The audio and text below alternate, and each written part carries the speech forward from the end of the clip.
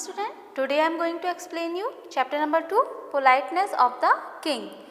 एक राजा की विनम्रता. Good words define a person in a positive way, whereas bad or rude words define a person in a negative way. One should be polite and gentle and speak only sweet words to please someone. It is a very important aspect in our life. Good words एक व्यक्ति की सकारात्मक सोच को दर्शाते हैं, वहीं जो हमारे बैड और रूड वर्ड्स होते हैं वो व्यक्ति की नेगेटिविटी यानी कि नकारात्मक सोच को दर्शाते हैं. एक व्यक्ति को हमेशा पोलाइट होना चाहिए और जेंटल होना चाहिए और हमेशा स्वीट वर्ड्स में ही दूसरों से बात करनी चाहिए. ये हमारी लाइफ का बहुत ही इम्पॉर्टेंट एस्पेक्ट है, पहलू है. We must learn to talk politely and softly to elders. One sweet word shows our affection, confidence and respect and also makes us popular. We should often use words like thank you, please and sorry. These words are magical words. हमें अपने बड़ों से politely और softly विनम्रतापूर्वक और softly बात करनी चाहिए. जहाँ स्वीट और सॉफ्ट वर्ड हमारे अफेक्शन, हमारा कॉन्फिडेंस और हमारी रेस्पेक्ट को लोगों के बीच में बढ़ाते हैं और हमें पॉपुलर बनाते हैं, वहीं हमें कुछ वर्ड्स जैसे कि थैंक यू, प्लीज़ और सॉरी ये भी आने चाहिए, क्योंकि ये वर्ड्स जो होते हैं वो मैजिकल वर्ड्स की तरह काम करते हैं. अभी कभी किसी वजह से भी अगर हमसे कोई मिस्टेक हो जाती है तो ये वर्ड्स मैजिकल वर्ड जादुई शब्दों के तरीके से काम करते हैं. Speaking harsh words will lead to less friends. If we speak harsh words to anyone, the person would not forget and dislike us.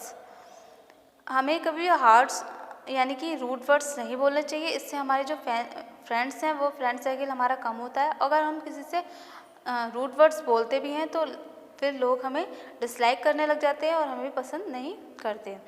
And if we will be polite to everyone, it makes us peaceful and we win respect and love to others.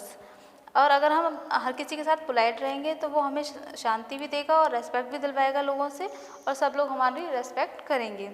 It does not cost us anything to be polite. Instead, it enrich our personality. Polite होने से हमारा कुछ जाता नहीं है, बस हमारी जो पर्सनैलिटी है, जो हमारा व्यक्तित्व ही है, वही एनरिच होता है और ज़्यादा निखरता है. सो इसीलिए हमें सबसे पोलाइटली बोलना चाहिए.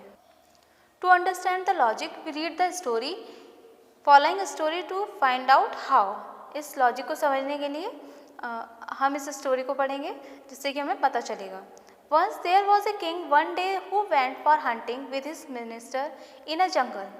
There they were exhausted and thirsty, so they decided to stop and take rest. Soon they found a hut of an old hermit.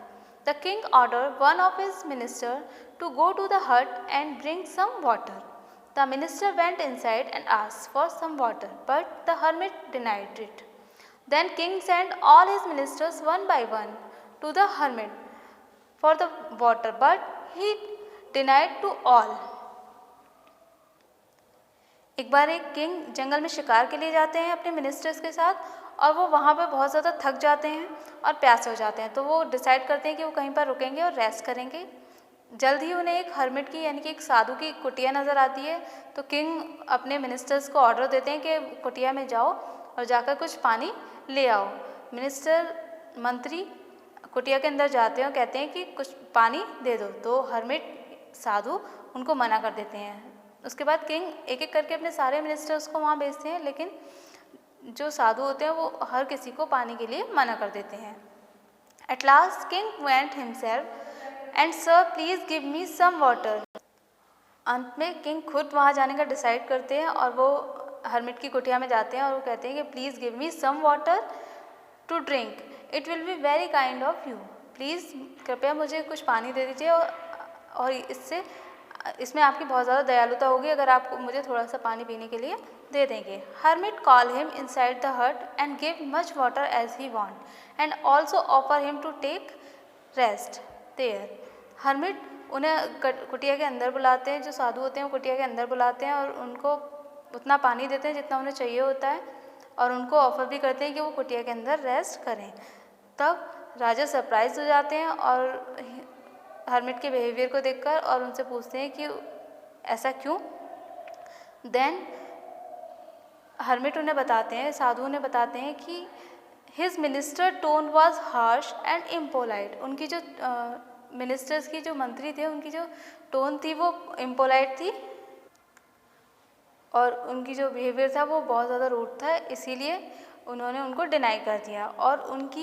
और जो किंग थे उनकी स्वीट एंड पोलाइट वर्ड्स की वजह से ही उन्होंने उनको पहचान लिया कि वो एक किंग हैं।